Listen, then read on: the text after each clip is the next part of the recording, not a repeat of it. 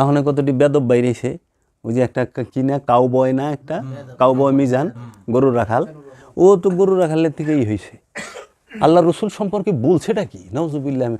আপনি একটু খেয়াল করেন, এর আগে প্রথম সে কটাক্ষ করিল মাওলা আলীকে নিয়ে, দ্বিতীয় কটাক্ষ করে মা খাদিজাকে নিয়ে, তৃতীয়ত কটাক্ষ করলো মহানবীকে নিয়ে।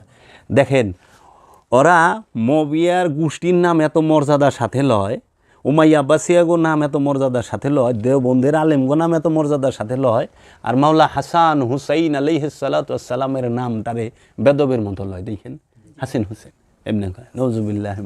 আরে ওই জান্নাত মাওলা হাসান হুসাইনের বাপ দাদার, মাওলা হাসান হুসাইন জান্নাতের সর্দার, জান্নাত মাওলা হাসান হুসাইনের মার, জান্নাত মাওলা হুসাইন হাসানের নানার, নানার সম্পত্তি বাপের সম্পত্তি, ওয়ারিশ সম্পত্তি, ওই রক্তের ওই নূরের সম্পদ।